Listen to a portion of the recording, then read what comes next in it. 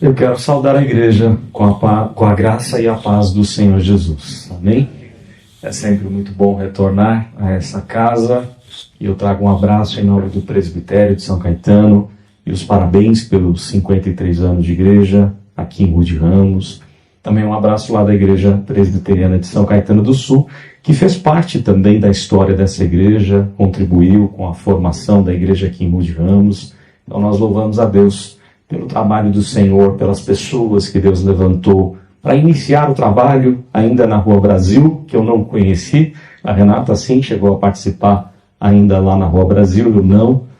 Mas como é bom, né? Nós vermos a igreja prevalecendo, sendo sustentada por Deus, firmada na casa do Senhor, na obra, na palavra do Senhor. E que os irmãos possam, firmes no Senhor, os irmãos consigam a cada dia trabalhar em prol do reino, para que o Evangelho seja espalhado aqui no bairro, neste local, e que muitas outras vidas sejam alcançadas pelo ministério dessa igreja, assim como a minha foi.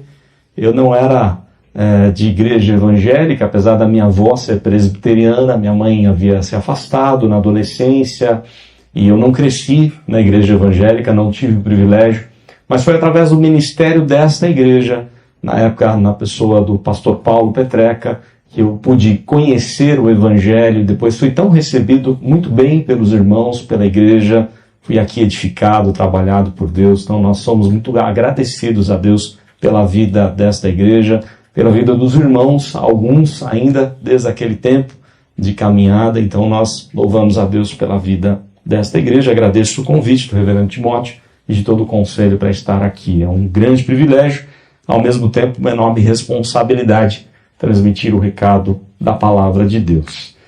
Convido a igreja a abrir a palavra no Salmo 42, livro dos Salmos, Salmo de número 42. Nós vamos ler as Escrituras nesse texto, Salmo de número 42.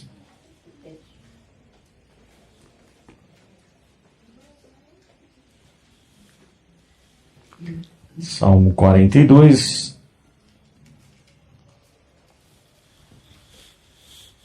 Podemos mais uma vez nos colocar em pé? Vamos ler a palavra do Senhor. Nos diz assim a palavra do Senhor, ao mestre de canto, salmo didático dos filhos de Corá.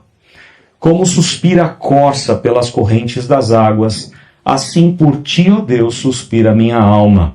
A minha alma tem sede de Deus, do Deus vivo. Quando irei e me verei perante a face de Deus?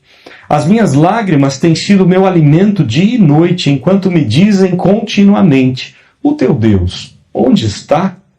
Lembro-me destas coisas, e dentro de mim se me derrama a alma, de como passava eu com a multidão de povo, e os guiava em procissão à casa de Deus, entre gritos de alegria e louvor, multidão em festa. Por que estás abatida, ó minha alma? Por que te perturbas dentro de mim? Espera em Deus, pois ainda o louvarei, a Ele meu auxílio e Deus meu. Sinto abatida dentro de mim a minha alma. Lembro-me, portanto, de ti nas terras do Jordão e no monte Hermon e no outeiro de Mizar. Um abismo chama outro abismo. Ao fragor das tuas catadupas, todas as tuas ondas e vagas passaram sobre mim. Contudo, o Senhor durante o dia me concede a sua misericórdia, e à noite comigo está o seu cântico, uma oração ao Deus da minha vida. Digo a Deus, minha rocha, por que te olvidaste de mim? Por que hei de andar eu lamentando sob a opressão dos meus inimigos? Esmigalham-se-me os ossos quando os meus adversários me insultam, dizendo e dizendo, o teu Deus, onde está? Por que estás abatida, ó minha alma? Por que te perturbas dentro de mim? Espera em Deus, pois ainda o louvarei, a Ele meu auxílio e Deus meu. Até aqui a palavra do nosso Deus, vamos orar mais uma vez. Muito obrigado, Deus, pelo privilégio de estarmos na Tua casa. Te louvamos por todas as pessoas que já passaram por aqui, pelos fundadores deste trabalho, desta igreja, pelas pessoas que o Senhor levantou para servir aqui, e alguns já há tantos anos perseveram, continuam servindo, pelas pessoas que o Senhor tem trazido recentemente a trabalhar aqui neste local. Muito obrigado, ó Deus, pelo privilégio de servir ao Senhor. E que o trabalho desta igreja continue a ser de acordo com a tua vontade, impactando os corações carentes, como um dia foi o meu, que encontrei aqui, ó Deus, abrigo, refúgio do Senhor.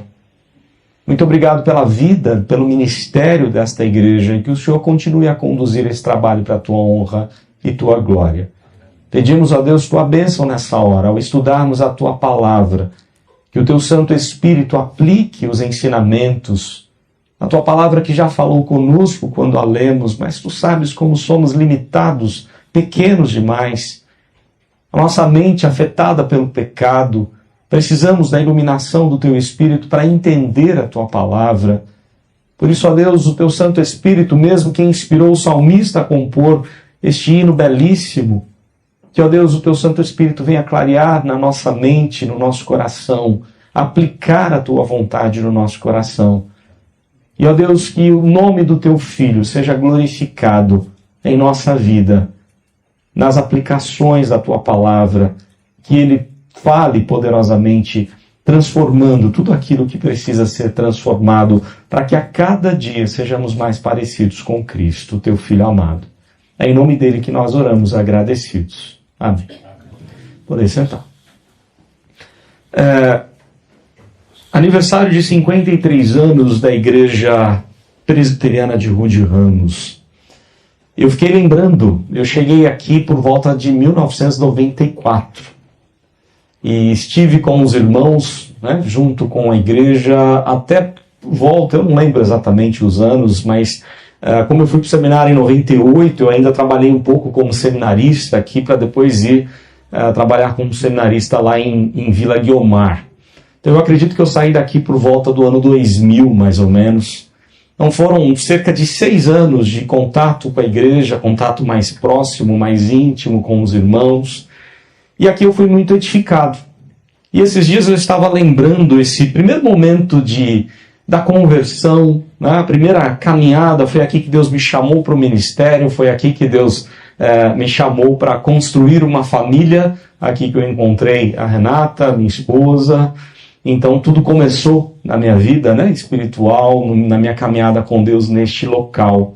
E nesses dias, eu até compartilhei isso lá em São Caetano, nesses dias Deus me incomodou bastante o coração com a volta do primeiro amor, o desejar mais a Deus. Porque quando a gente tem um encontro com o Senhor, a gente busca o Senhor de uma forma incessante. E eu lembro que aqui nessa igreja eu me debrucei em aprender a palavra de Deus, até porque eu não tinha essa bagagem, eu não tinha bagagem de escola dominical como muitos têm, não tive esse privilégio, não tive o privilégio de crescer numa igreja evangélica, e eu precisava aprender, conhecer, e fui muito ajudado por vários irmãos aqui da igreja no crescimento espiritual. E eu lembro que eu lia a palavra de Deus de uma forma desejando cada vez mais, me debruçando na vida com Deus, na oração, e Deus foi edificando a minha vida de uma forma extraordinária, mudando os meus planos. Eu tinha ideias totalmente diferentes do pastorado, já fazia uma outra faculdade, e Deus me chamou aqui para a obra do Senhor de uma forma magnífica. E eu sou muito agradecido, né, pela vida dessa igreja, pelos irmãos. Mas eu estava relembrando essa história porque eu fui fazer uma visita em Francisco Morato. Eu saí de São Caetano para deixar minha esposa, ela trabalha numa creche em São Bernardo, lá perto da Imigrantes, e de lá eu precisava ir para Francisco Morato fazer uma visita. E o único jeito de eu chegar lá, para que não atrapalhasse a minha agenda, era ir de moto. E eu fui de moto, eu gosto de andar de moto, e eu passei aí, cruzei São Paulo, eu não fui pelo Rodoanel, achei que pelo Rodoanel seria complicado, eu achei melhor ir pelo centro da cidade, eu passei por várias ruas da cidade de São Paulo. Mas aquele caminho, eu nunca tinha visto algo que eu vi ali, que eu presenciei, que Deus usou ali para me fazer refletir, para que eu refletisse no meu coração como está o meu desejo por Deus. Porque eu vi algo muito curioso que eu nunca tinha visto. enquanto todos no trânsito estão estressados pela manhã, tanto carros quanto motos, né? A maioria, aliás, eu tenho mais medo de motos, de motoqueiros, entregadores e tudo mais. Quando eles estão fazendo corredor, eu já saio logo, deixo eles passarem. Mas eu achei muito curioso um motoqueiro em especial, porque ele estava numa paz tremenda e louvando a Deus em cima da moto. Eu nunca tinha visto um negócio desse. Ele aproveitando o percurso, provavelmente indo para o seu trabalho, mas feliz da vida, em paz e louvando a Deus, e aquele homem cheio de Deus, em comunhão com Deus, montado numa moto. Ele parava no farol e dava para perceber que ele estava louvando, adorando ao Senhor, entoando algum cântico que eu não pude decifrar ali, perceber exatamente qual era. Mas isso me fez parar um pouquinho para pensar o quanto nós desejamos Deus. O quanto nós queremos Deus na nossa vida, estamos buscando ao Senhor com toda alegria, com todo desejo pela palavra, pela oração, pela vida, pela caminhada com Deus. E aí eu fiquei refletindo sobre esse texto principalmente, e refletindo sobre os ensinos de John Piper nos seus livros, porque John Piper, ele é aquele que está resgatando a teologia de Jonathan Edwards, o puritano americano, que impactou os Estados Unidos com a mensagem poderosa da palavra de Deus, mostrando que nós precisamos viver para a glória de Deus e ter alegria em Deus. E John Piper tem resgatado isso em todos os seus escritos, em todas as suas mensagens, pregações. Ele enfatiza essa mensagem, essa teologia de Jonathan Edwards, baseado na primeira pergunta do breve catecismo, ou do catecismo maior e menor de Westminster. Qual o fim principal do homem? E os irmãos sabem a resposta, né? O fim principal do homem é glorificar a Deus e gozá-lo para sempre. Ter alegria plena em Deus. Esse é o objetivo de John Piper em cada um dos seus sermões, que nós encontremos em Deus a plenitude de alegrias que, por exemplo, o Salmo 16 nos ensina. E só no caminho do Senhor, na presença do Senhor é que há plenitude de alegria. Eu estava até verificando alguns dos livros que eu tenho lá de John Piper em casa, e todos eles com a mesma ênfase no seu título. Por exemplo, fascinado pela glória de Deus. Será que nós estamos fascinados pela glória de Deus? Pela presença, ou por estar na presença de Deus? De estar na casa do Senhor? Nós temos essa fascinação, esse desejo grande de estar na presença de Deus, quer na oração, no seu devocional diário, ou até mesmo no culto, na escola dominical. Ele tem esse livro, Fascinado pela Glória de Deus. Fome por Deus.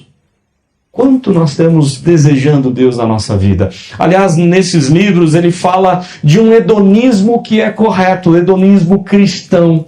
Hedonismo é a busca desenfreada pelo prazer. O mundo é hedonista.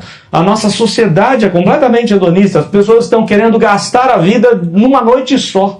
A moçada sai aí para as baladas e acabam com a vida, com a saúde, em busca do prazer. E John Piper fala que o hedonismo cristão é que é o correto. O prazer em Deus, buscar com toda a força o prazer em Deus. E aí ele fala então sobre essa fome por Deus. Mais um livro, Quando Eu Não Desejo Deus. Tem coisa errada aí, né? Alguma coisa no nosso coração está errado, porque nós desejamos, nós somos criados para desejar Deus, para adorar a Deus por toda a eternidade. Fomos criados para a glória do Senhor. E o último livro que eu comprei dele, estava lendo essa semana, inclusive, Satisfação Plena em Deus. A nossa satisfação só está na pessoa de Deus, na presença de Deus, e é isso que nós aprendemos de John Piper, na teologia de John Piper e de tantos outros teólogos, mas principalmente na palavra de Deus. Nesse Salmo 42. Nós todos passamos por provações. 53 anos da igreja de Rudianos foram anos de grandes bênçãos, grandes vitórias, mas tivemos lutas, né? A igreja teve lutas, teve dificuldades, os irmãos tiveram aflições. A vida, a caminhada com Deus, é uma vida repleta de altos e baixos, de vales, de tribulações, de desertos. Eu fiquei pensando então em compartilhar com a igreja, fundamentado nesse salmo, sobre a esperança em tempos de aflição. Nós estamos vivendo momentos de aflição.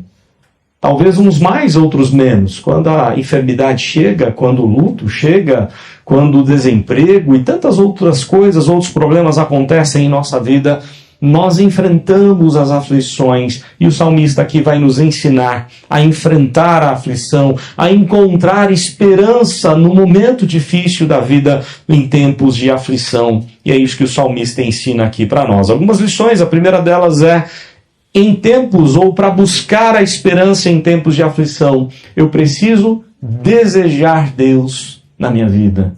Eu preciso desejar Deus mais do que tudo.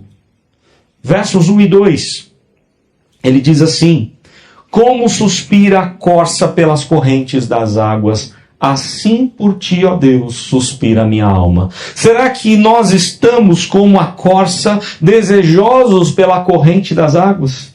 Talvez nós não conseguimos entender um pouco aqui a geografia, porque nós estamos mal acostumados com a riqueza do nosso Brasil. Não é verdade? Nosso Brasil tem água para todo lado. Tem rio para todo lado. Não é a realidade da maioria ou maior parte da geografia do povo de Deus. Vamos lembrar que desde a separação de Abraão com Ló, porque eles não estavam se dando bem, os irmãos lembram dessa história? Os funcionários de ambos não se davam bem, e Abraão chega no seu sobrinho Ló e diz: isso não dá mais para nós caminharmos juntos com os nossos funcionários, escolhe um lado que eu vou para o lado contrário para nós seguirmos a vida. E Ló, muito do esperto, o que ele faz? Escolhe as Campinas, o lado mais bonito. Olha que coisa boa. Ele foi para o lado melhor, era o primeiro a escolher. Abraão foi quem levou o seu sobrinho, a promessa era para Abraão, mas Abraão abriu mão disso e ainda disse para o seu sobrinho: olha, escolhe um lado. E ele escolheu, muito do esperto que era, escolheu o lado mais cheio de natureza, cheio de campinas, né? Lugares belíssimos. O que sobrou para Abraão, boa parte, era deserto, vales profundos. Aliás, o Dr. Robert Palmerson, ele conta algo interessante. Ele diz assim: nós vemos na Bíblia, né, que é uma terra que mana leite e mel, e Deus abençoou aquela terra, mas era a bênção de Deus para aquela terra. Porque a terra em si, e ele fala brincando, né, comparado com o Brasil, é uma terra difícil demais de viver. Montanhas complicadas, você nem sabe como é que a cabra, a ovelha consegue ali pastar num lugar difícil. Muitos desses lugares desertos, essa era a realidade do povo de Deus, porque para Abraão o deserto com Deus é um manancial, mas a vida sem Deus pode ser num jardim florido que ela se torna o pior lugar para se viver. E nós sabemos a história. Ló, para onde ele foi, Sodoma e Gomorra, a cidade foi destruída, toda aquela região destruída, e até hoje nada de vida acontece naquele lugar. A vida com Deus, mesmo passando por dificuldades, por desertos, ela é muito mais abençoadora, muito mais feliz, porque Deus está presente. E aqui é muito interessante, ele olha para uma corça desesperada por água, porque é uma região que tem pouca água, e ele olha para aquela corça desesperada por água e ele lembra da sua situação diante de Deus. Assim como essa corça tem desespero, desejo, ansiedade por água, eu desejo, a minha alma suspira, deseja pelos átrios do Senhor, por ti, ó Deus. E aí ele diz no verso 2, né? A minha alma tem sede de Deus, do Deus vivo. Quando irei e me verei perante a face de Deus? Nós não sabemos exatamente quando esse hino foi composto. O salmista aqui, o texto diz que é dos filhos de Corá. Muito provavelmente deve ter sido escrito na época do exílio, dos 70 anos do exílio, quando o povo de Deus tinha desejo pela casa de Deus, estavam privados, sem poder ir para a casa do Senhor, estavam muito distantes e escravizados ali no tempo do exílio. Nós não sabemos exatamente qual o momento, mas a ênfase do salmista é o desejo pela presença de Deus, pela casa de Deus, por estar na casa do Senhor e na presença do Senhor. Será que nós temos esse mesmo desejo? Tão recentemente nós passamos por uma pandemia e todas as igrejas precisaram fechar, não é verdade? Não dava mais para vir à igreja. Havia até um decreto, né, para que as igrejas não funcionassem por questões de saúde, e a situação estava realmente complicada. E muitos de nós não pudemos ir à igreja. Nós pastores estávamos lá transmitindo, né, o culto ali pela internet. E como era triste olhar para a igreja, olhar para uma câmera e ver a igreja todinha vazia, não ter um irmão ali sequer, somente a parte técnica, né, as pessoas transmitindo, nos ajudando. Mas os anos vão passando e a gente esquece. Num desses livros, John Piper, ele diz o seguinte: o nosso problema não é o veneno, não são as tribulações, não são as enfermidades, as pandemias. Ele diz assim: nosso problema não é o veneno, é a torta de maçã, é a vida abençoada demais. Quando tudo vai bem na nossa vida, a tendência do ser humano é não desejar Deus, porque está tudo bem. O céu já é aqui. Aí Deus tem que lembrar, né? Aliás, João Calvino dizia isso, que as tribulações é a prova, né? É o cuidado de Deus para desejarmos a volta de Jesus. Porque se não tivesse tribulação, nós não iríamos querer que Jesus viesse, voltasse.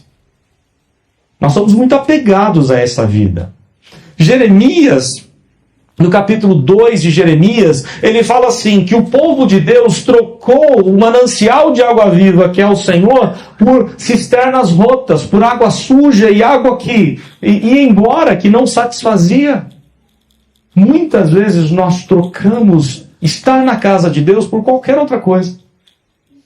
Nós damos mais valor a tantas coisas nessa vida. Aliás, uma coisa que tem acontecido, né? Nós não precisamos ser legalistas com relação ao dia do Senhor, até porque esse dia se cumpre na pessoa de Cristo. Ele é o sabá, o descanso. Vinde a mim, todos estáis cansados e sobrecarregados, e eu vos aliviarei. Jesus é o descanso, ele nos convida a ir até ele.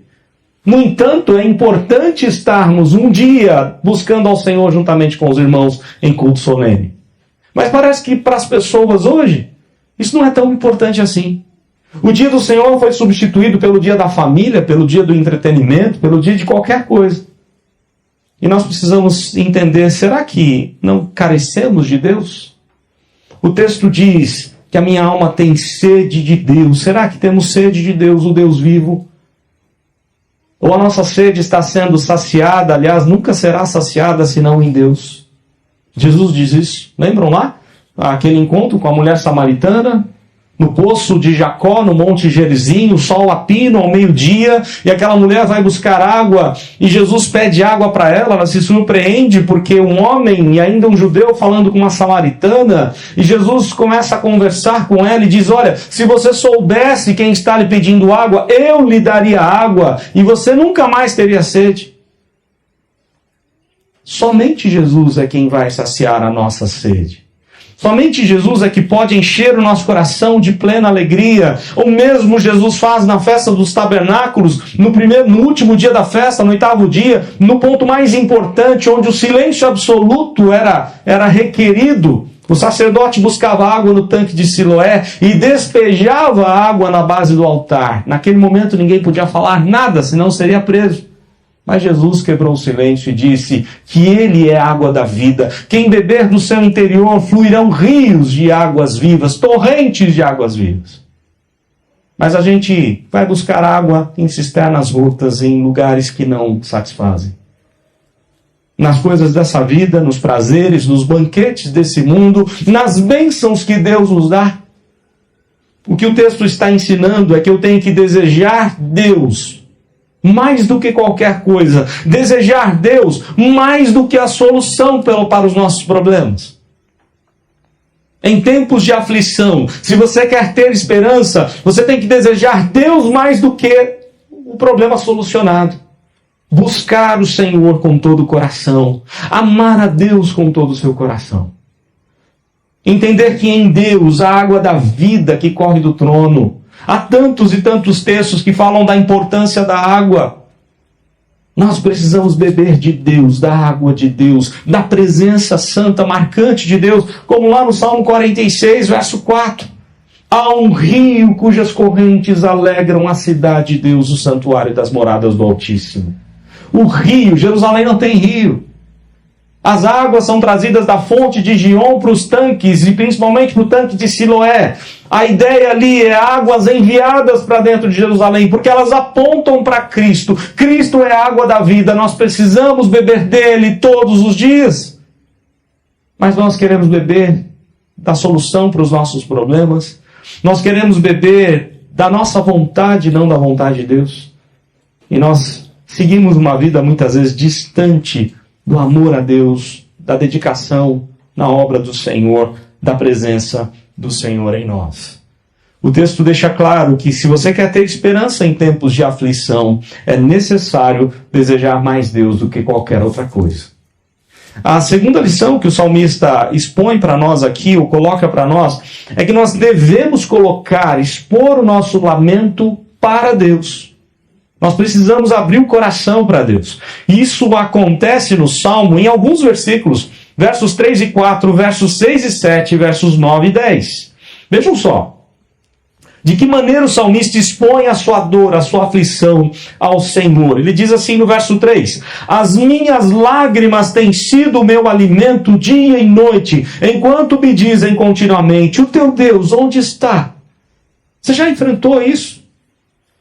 Como diz o Salmo 84, o vale de lágrimas, o vale da aflição. Você já enfrentou isso? Passar a noite inteira em prantos, as lágrimas sendo o seu próprio alimento.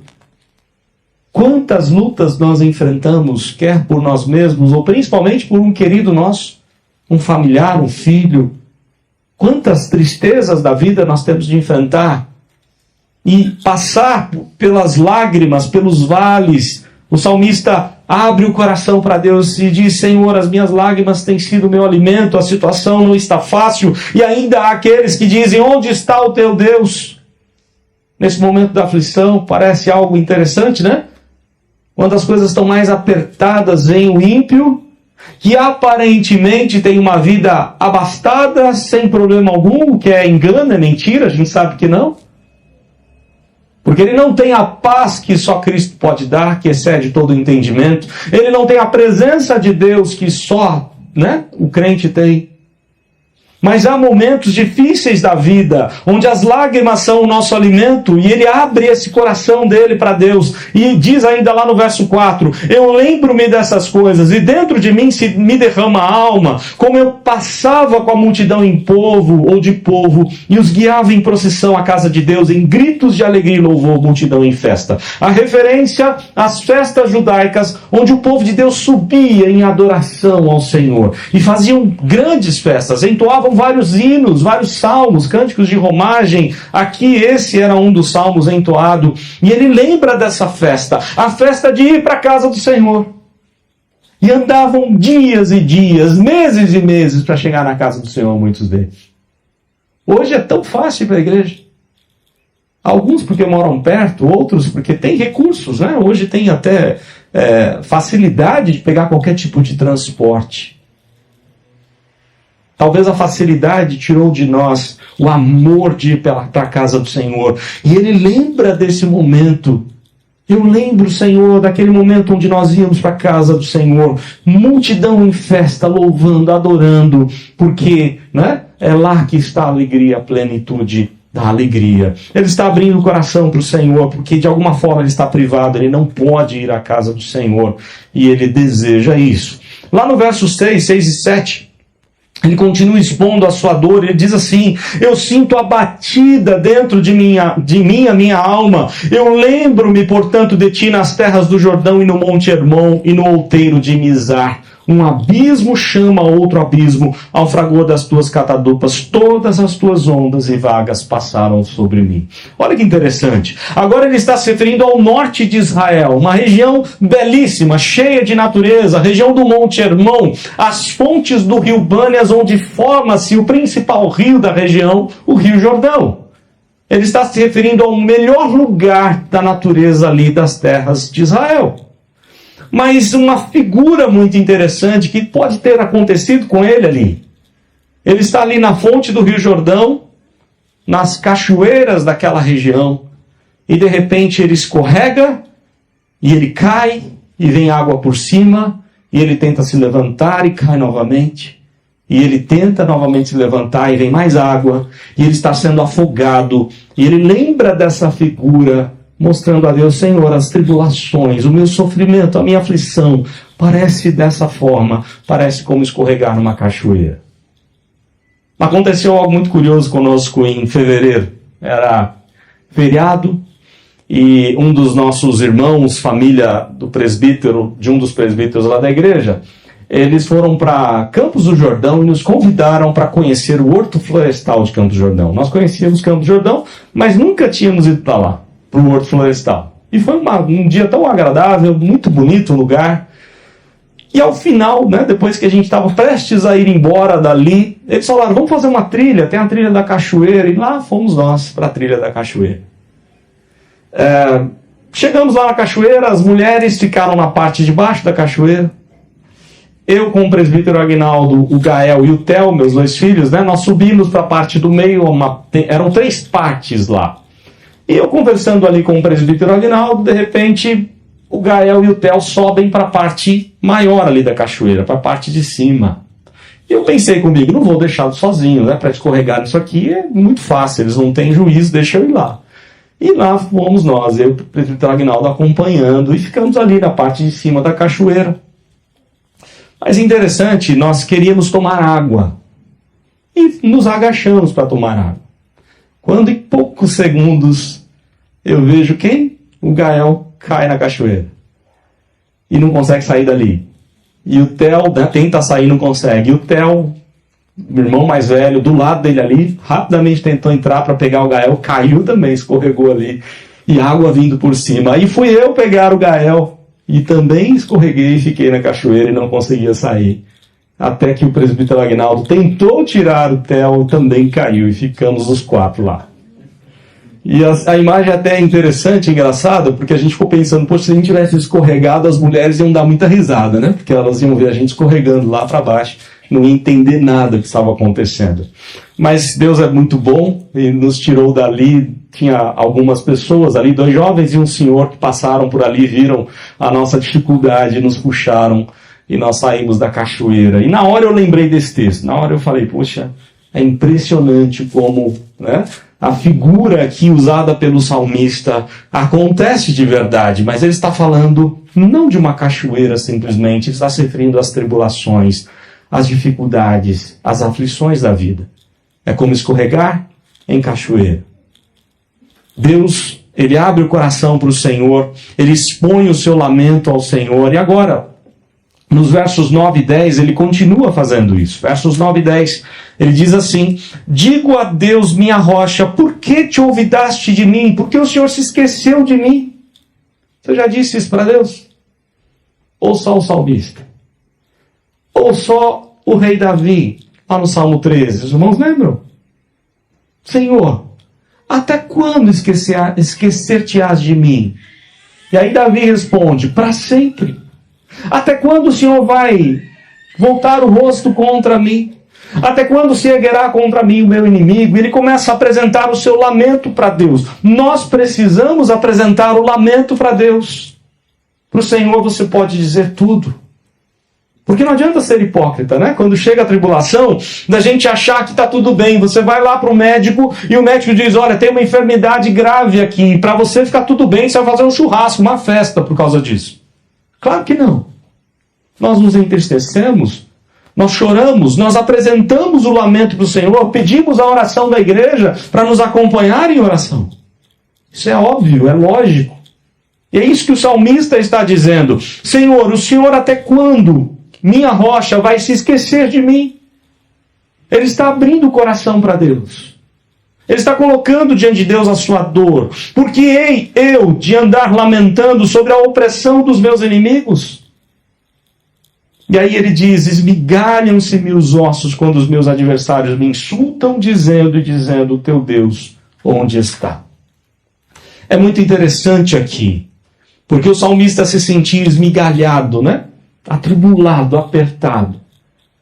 Mas ele não viu toda a história. Apesar de saber, de crer, ele acreditava na história do Messias. Mas ele não conhecia toda a história como nós a conhecemos. Quando nós somos esmigalhados, apertados, atribulados pela tribulação, nós não podemos apenas fazer o que o salmista está fazendo, colocar diante de Deus apresentar o nosso lamento para Deus, mas nós temos que lembrar que Deus apresentou o seu próprio filho, moeu o seu próprio filho a partir do jardim do Getsemane, prensa de azeite, lugar onde prensar o azeite. Jesus foi pressionado, atribulado, para que eu e você não passássemos por isso. Para que eu e você, que mesmo passemos, ou quando passamos pela tribulação, pudéssemos lembrar que Deus esmagou, moeu o seu filho por amor a nós. Para que um dia nós estivéssemos livres de toda essa dor, de todas as aflições da vida. O salmista abre o coração para Deus no seu lamento e então ele ensina esperança em tempos de aflição, desejar Deus acima de todas as coisas, expor o lamento para Deus. Mas uma terceira e última lição aqui, buscar a esperança em Deus. Verso 5, verso 8 e verso 11. Verso 5 ele diz assim: por que estás abatido, ó minha alma? Por que te perturbas dentro de mim? Espera em Deus, pois ainda o louvarei. A Ele, meu auxílio e Deus meu. Como é bom nós falarmos para o nosso próprio coração muitas vezes. Nós não podemos ficar apenas no lamento, não podemos alimentar a nossa dor. O salmista lá no Salmo 128, ele diz assim, 126, quem sai andando e chorando enquanto semeia, voltará com júbilo trazendo seus feixes, lembram disso? Não é só para chorar, pode chorar, mas tem que chorar e tem que agir, tem que caminhar, tem que crer que Deus está conosco. E é isso que o salmista está ensinando, mesmo com toda a sua aflição. Ele diz ao seu próprio coração: por que estás abatido, ó minha alma? Por que te perturbas dentro de mim? Espera em Deus. Precisamos aprender a esperar no Senhor. O tempo de Deus é diferente do nosso. Os planos, os caminhos do Senhor são totalmente diferentes, diz o profeta Isaías. Então nós precisamos nos aquietar na soberania de Deus, na providência de Deus, que está no controle de todas as coisas. Mesmo diante das enfermidades, mesmo diante de um desemprego, nós não podemos achar que a providência é só para momentos bons. A nossa confissão de fé diz que Deus governa todas as coisas por meio da sua providência. Até mesmo as notícias ruins. Aliás, o Dr. David Paulison, doutor em aconselhamento bíblico, falecido de câncer há pouco tempo. Mesmo no leito de enfermidade, ele escreve sobre o sofrimento. E ele diz o seguinte, que até mesmo uma bronca que você toma do seu patrão, lá no seu trabalho, tem a ver com o projeto de Deus, tem a ver com a mão de Deus agindo. Para que você aprenda a reagir da forma certa. Tudo que acontece no nosso dia tem o governo de Deus, a providência de Deus, um propósito de Deus, e a gente tem que aprender a lidar com cada uma das tribulações. Precisamos dizer ao nosso coração: por que estás abatido, a minha alma? Espera em Deus. Não se desespere. Encha o coração de esperança. Aguarde a ação de Deus, o mover de Deus, o agir do Senhor.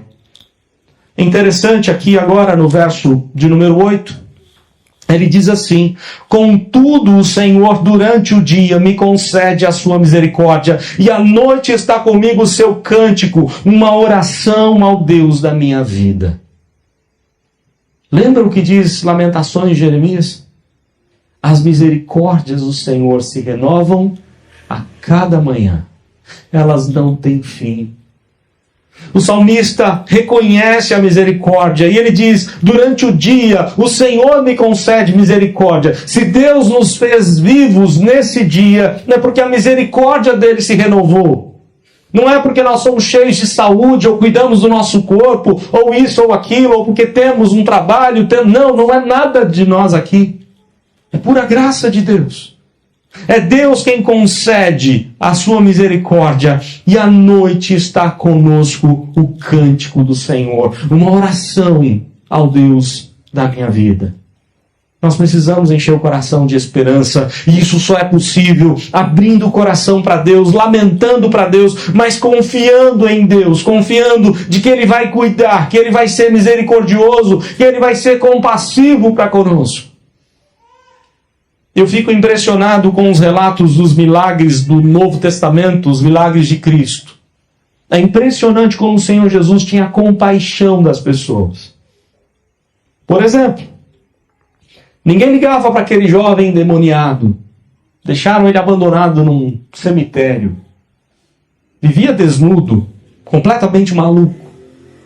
Até que Jesus chega ali. E aquele homem dominado por tantos demônios tenta matar a Cristo. Quando ele vai à presença do Senhor Jesus, ele se ajoelha diante de Jesus, que esse é o lugar de todos nós, até dos demônios, todos debaixo dos pés de Cristo, da autoridade do Senhor. O que é mais interessante ali no texto, conforme o relato de Marcos 5, que eu acho magnífico, quando as pessoas voltam para ver o que havia acontecido, elas veem aquele homem sentado, em paz, ouvindo, aprendendo de Jesus.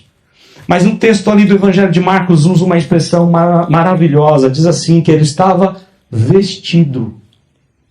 E a palavra ali, vestir, é Deus quem vestiu. E a gente pode imaginar a cena. Cristo pegando roupas e colocando naquele homem. Porque o único que consegue cobrir a nudez do nosso pecado é Deus. Adão e Eva tentaram cobrir com roupas que fizeram para si, mas Deus não aceitou e foi Deus quem cobriu a nudez. Jesus tem compaixão daquele homem, Jesus trata dele em todos os aspectos da sua vida. Eu fico impressionado conforme o relato dos evangelhos, quando Jesus cura um leproso, por exemplo. E o Senhor Jesus, antes de curar, não sei se você já notou isso nos evangelhos, ele toca no leproso, antes de curá-lo. Ninguém tocava naquele homem, segundo alguns estudiosos, há cerca de 10 anos. Aquele homem, no mínimo, está com 10 anos de lepra, pelas palavras usadas ali no texto. Ele não recebe um aperto de mão há 10 anos. Ele não tem o abraço da sua família há 10 anos. Jesus sabe da sua dor. E muito mais do que a cura física, Jesus trata dele de uma forma especial e toca nele. Jesus tem compaixão. Jesus não fazia para se aparecer, como muitos pregadores hoje fazem, né? Querendo aparecer e fazem uma parafernália de aqui vai ter milagres e curas. Não.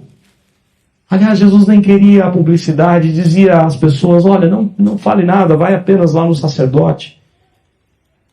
O Senhor Jesus é alguém de compaixão, que sente a nossa dor, que sabe o que é padecer, diz Hebreus.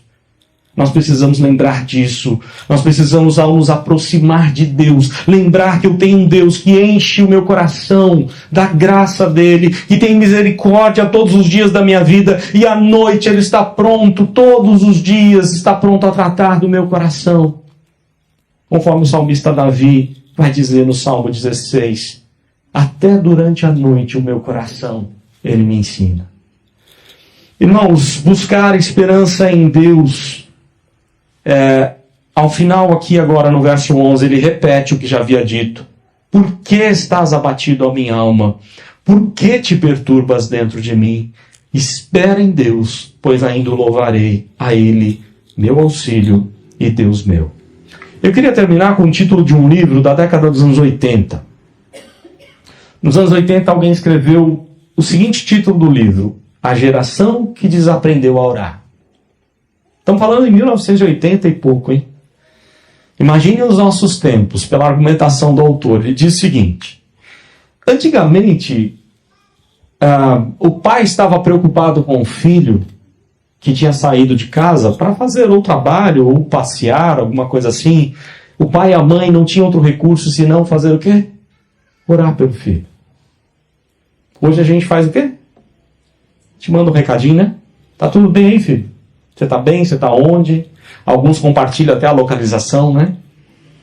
E com isso a gente deixa de orar pelos nossos filhos. Aí ele diz o seguinte: o fazendeiro precisava saber como é que seria o clima para o dia de amanhã, para ele plantar ou não a semente. Mas ele não tinha como saber. Então ele fazia o quê? Orava e clamava a Deus: Senhor, me dá a chuva que eu preciso, ou não dá a chuva porque vai atrapalhar a minha plantação. Hoje o fazendeiro abre o site lá na internet, vê a previsão do tempo e ele não ora mais. A indústria farmacêutica avançou, cresceu pela graça de Deus, é verdade, nos abençoando. E aí quando a gente tem qualquer que seja a dor, uma dorzinha de cabeça, a primeira coisa que a gente faz é o quê? Pegar o comprimido e tomar. E a gente não lembra de orar e pedir, Senhor, me abençoa, tira essa dor. A gente não gosta muito de lidar com a dor, né? A gente quer fugir logo para a medicação. Isso tem acontecido muito com pessoas, principalmente envolvidas com questões emocionais. Os medicamentos nos abençoam muito, mas o que muita gente tem feito é buscar na medicação fuga. Fuga para a realidade, não quer enfrentar a realidade. Porque lidar com as dores do coração, lidar com os traumas da vida, não é fácil. O que o salmista está dizendo é, eu não vou alimentar a minha dor, eu não vou alimentar a minha tristeza. E ele coloca para o seu próprio coração, por que estás abatido a minha alma? Por que te perturbas dentro de mim? Espera em Deus, confia no Senhor, aguarda a ação de Deus. Ele não alimenta a sua dor de forma alguma, ele já apresentou o seu lamento para o Senhor. Nós precisamos aprender a agir dessa forma, como o salmista nos ensina, em tempos de aflição. Nós precisamos buscar Deus mais do que qualquer que seja a situação adversa. Nós precisamos de Deus, nós precisamos abrir o coração para Deus, apresentar o lamento para o Senhor. Mas precisamos depositar a nossa esperança e confiança no Senhor. Que Deus abençoe a vida desta igreja, que os próximos anos sejam ainda melhores na presença de Deus, e que até a volta do Senhor Jesus, essa igreja permaneça fiel à palavra do Senhor. Uma igreja cheia de vida, de alegria, uma igreja cheia da presença, da plenitude da presença de Deus, que os irmãos, membros dessa igreja, venham à casa do Senhor com alegria, multidão em festa para adorar ao Senhor, para engrandecer o nome do Senhor, e que as pessoas aqui, ao visitar, os vizinhos, possam notar a plenitude de alegria de Deus na vida de cada um dos membros dessa igreja. Porque a palavra de Deus diz que a alegria do Senhor é a nossa força. Que Deus possa alegrar a igreja com tantas e tantas bênçãos como tem feito nesses 53 anos. Deus assim nos abençoe.